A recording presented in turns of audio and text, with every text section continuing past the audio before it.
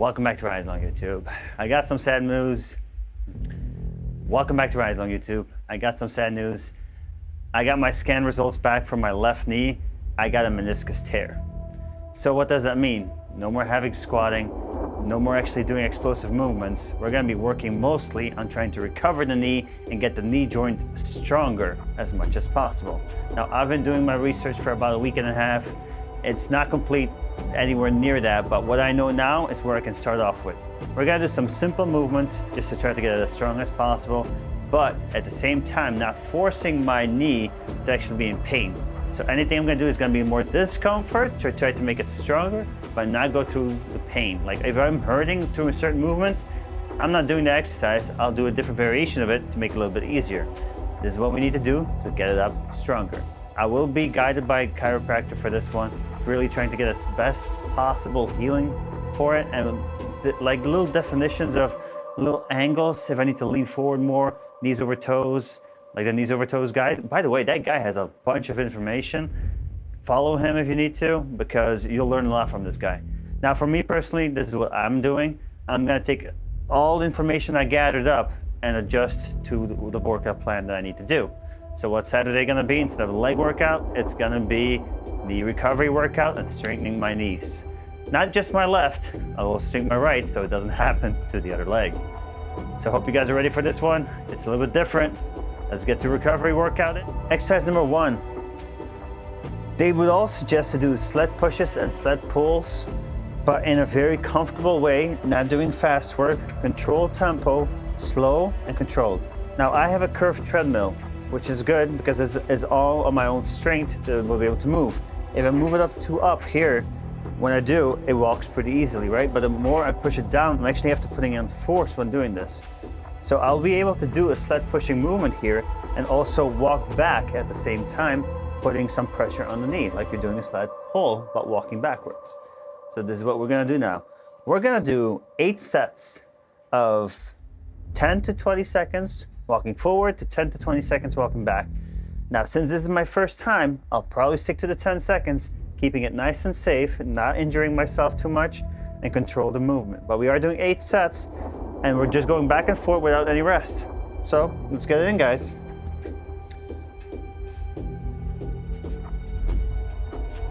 All here what I'm trying to focus on is, does it hurt? Can I control it? Should I go lower or not? I start up high, right? Now from here, I'm gonna walk backwards a little bit, trying to keep tension on my toes, not on my heel, while I'm pushing. I'm probably gonna do this a little bit more than 10 seconds, because for this, I feel tension in my knee, but I don't feel any pain, which in return is a great thing. So that's 1 set. Now let's try to go a little bit lower when I'm doing this here. Really pushing it as much as I can, but at a controlled tempo here. Okay, it doesn't hurt, which is great, but it's just not comfortable for my arms. So I'll probably have to do something different. All right, let's walk it back again. Staying more focused on my toes, but pushing it back as little as possible on my knees. I feel it, it's a very discomfort, but I'm also feeling my right knee, not as much as my left, definitely not as much, but it's not hurting. So in return, it's a good movement here. Let's try this one. All right, this I feel more in my knee, which means it's working better. So this is the angle I'll be working with, going back and forth, really controlling it. This might seem like a little more of a boring video, but you guys have to experiment to how to heal as quickly as possible so you can do athletic sports again. Learn from my mistakes, guys. This is what I'm gonna try to teach you as much as I can with all the information I got and the knowledge I have for the last 16 years and the drive to actually become better and not be lazy and resting on the couch all the time. But then again, the first week you should be resting so the swelling goes down in the knee. I still have a little swelling in my knee, not a lot. So after this workout, I'm immediately gonna go ice my knee and keep my knee high so the swelling can go down. Well, not immediately. I'll let it cool down before just a little bit more, and then I'll do it. All right. Let's keep putting in the work, guys. This is also a great warm-up. You're actually trying to get your heart rate a little bit more elevated since I'm doing something I'm not used to. But I am feeling the work here, like on both knees. Maybe it was important that I'm doing this. Maybe my right knee was not far off.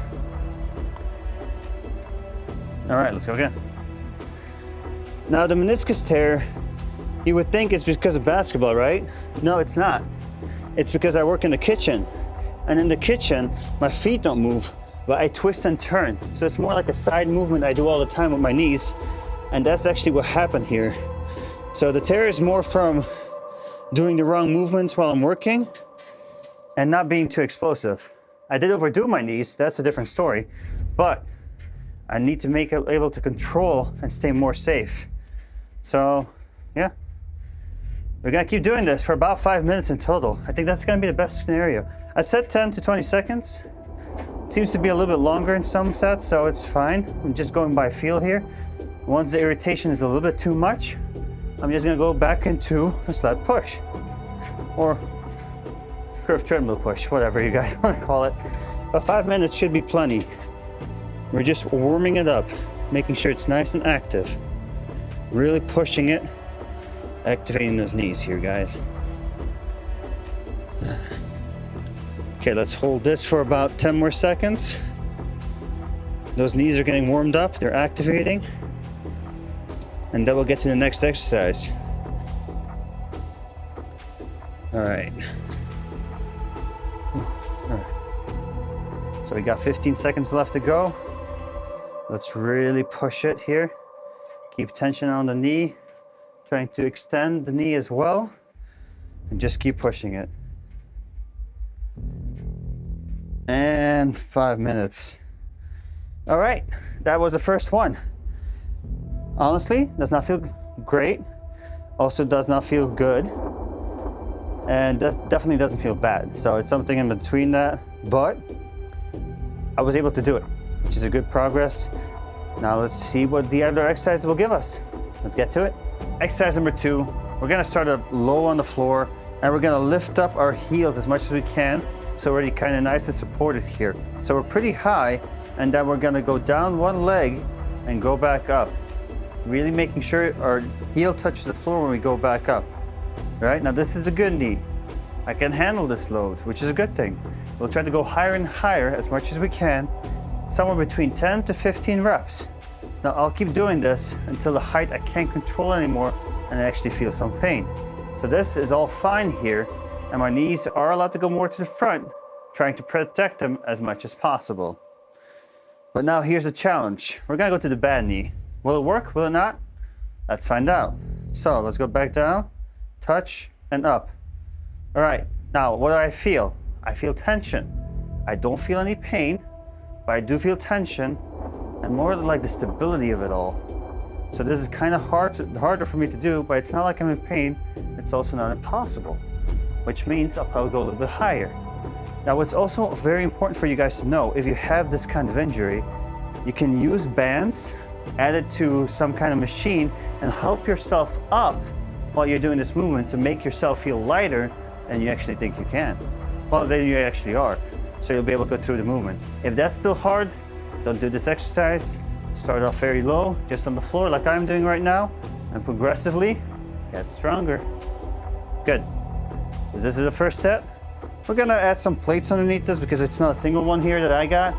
And we'll see how far and how high I can actually go with my knee. Get our second setting, guys.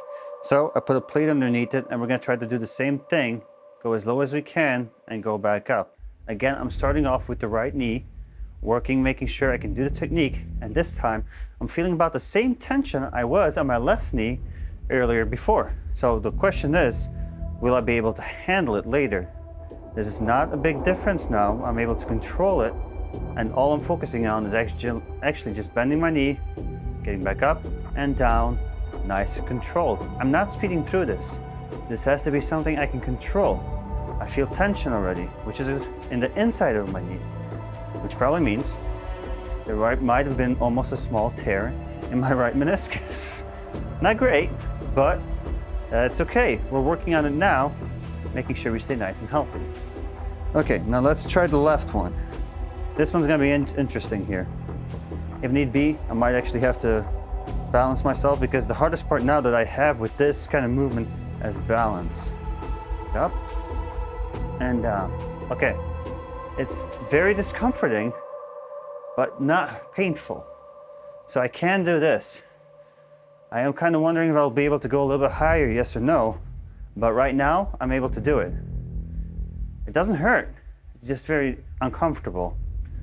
I think for safety reasons, I'll probably do this for about 2 more sets, so 4 sets in total, trying to stay nice and safe and controlled. Again, I'm losing my balance here, which is not great, but it's not painful.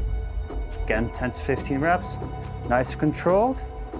We're not trying to, when we're here, I'm not really supporting here. I'm touching, but I can slide. So all the strength is on my knee. I'm not here and I'm resting in front. That's not what we're trying to do.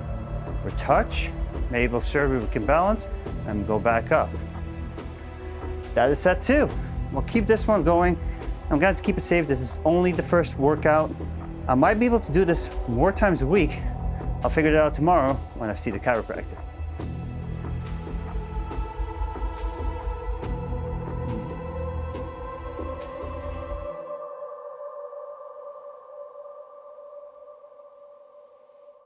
Exercise number 3, we're gonna do a forward lunge on an elevated platform. Now I'm gonna start off as high as I think I should start off with to try to get safety with the knee as much as we can.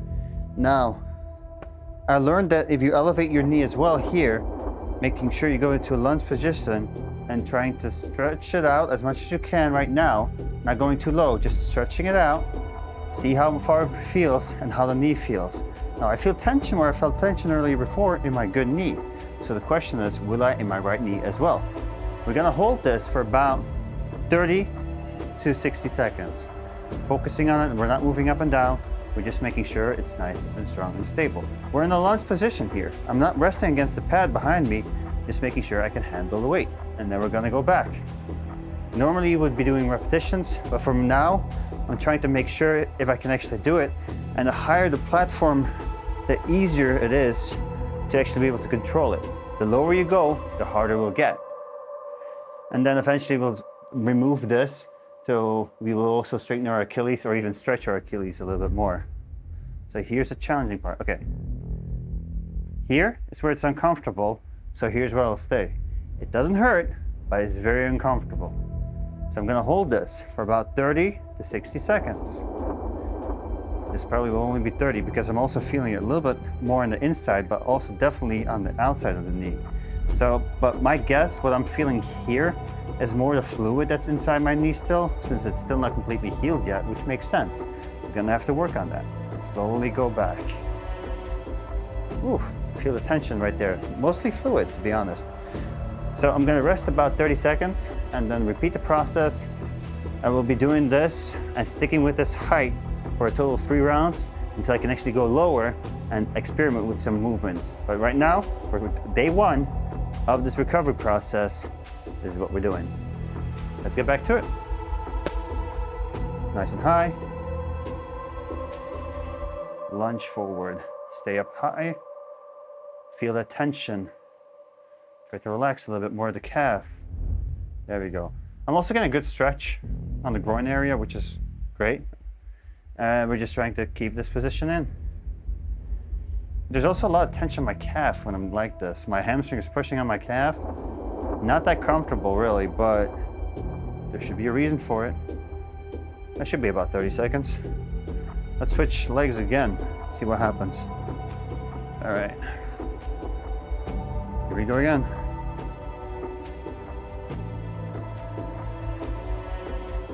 Gotta make sure I'm not resting here. Feeling the stretch, going a little bit more back. Again, I'm feeling my calf. This time around, my knee's a little bit better. So I'm just gonna lean forward a little bit more, keeping my back straight. There we go. Now I feel the tension where it's supposed to be. Right here, right underneath the kneecap. All right, let's do about 5 more seconds. Walk it back. Whew. Being injured sucks. But you know what? we might be able to learn a little bit more about the human body. And if ever somebody comes for a client of mine, how I recovered, there's a whole process about it, and hopefully I can help you guys too. I'm hoping this will help me be able to play basketball again in the next 4 to 8 weeks. We'll find out soon. But we're gonna stay safe first, and then we'll be able to play basketball again. So let's go into that lunge position, and let's hold it. Okay, I can go a little lower, but again, my calf is just pushing against the hamstring. Oh, I'm actually starting to shake now. Oh, this is different. But this feels weird. Right, but my knee's fine, right? I can go pretty far, and I'm still pretty okay. Can even lean forward a little bit more, and I'm still okay. But my calf against my hamstring, that's just insane, the thickness of it all. I do always have tight calves. This is just a whole different level. And let's go back. All right, let's try to do the same foot angle here. Stay nice and high. I'm already feeling tension here. Not the perfect. All right. Nice and forward. So you saw that I helped myself here as a protectionary scenario. I prefer not to actually push myself off, but if you have to, you should do that. Really pushing that knee forward, keeping tension on the calf muscle here. You don't want to be relaxed. You want to press that calf in there. That will really activate the knee. See, now I feel tension. If I'm here, I don't feel anything. If I'm pushing, I really push myself down at the same time, I'm feeling my knee. Not painful, very uncomfortable. And back. All right, that was it for exercise number 3. Whew. That's intense. It looks so simple, but if you're injured, I guess it's intense. Exercise number 4, I'm supposed to be doing toe raises with my butt against the wall. The question is, can I keep my legs straight? No, the left knee is not letting that happen. So I'm gonna keep a slight bend in them and then lift up my toes as much as I can. Now, I'll probably look for some kind of device where I can use a seated position with my legs straight and just like using some weight or something like that. It exists. I saw it in a couple of videos of some YouTubers, so I'll probably get that. Well, depending if this already helps, I might not have to. But the range of motion I have here compared to where you can actually be when you're actually laying down and doing the movement should be a pretty huge difference. So we'll see what we can do. Because right now, when I'm doing this, right, it fires up my shins, but it just goes right underneath the outside of my knee, and if I go higher, a little bit more of the inside of my knee, right underneath the kneecap, to be more precise. I'm pretty sure you probably have to keep your legs as straight as possible while you're doing this movement. So we're gonna do 3 sets of 10 to 15 reps because this is getting pretty hard and trying to get better as we go.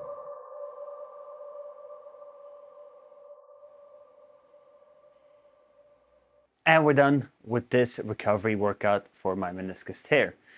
It's not fun. It was kind of difficult for some movements, but I made sure it never was a painful level. Uncomfortable, yes, but never painful. Now those sled pushes and sled pulls were the best way to really activate those knees. I'm not quite sure I would be able to do that if I didn't do that before. So that's something I will definitely keep in my routine, just activating the knees as much as we can once we are actually healed up enough. Now everything else I'll put in there eventually during my workouts to be able to get to maximum recovery and not really focus on it specifically on that movement. But for now, I'm gonna have to do this kind of workout at least once a week and add some extra exercises, saying what the kidney might tell me tomorrow.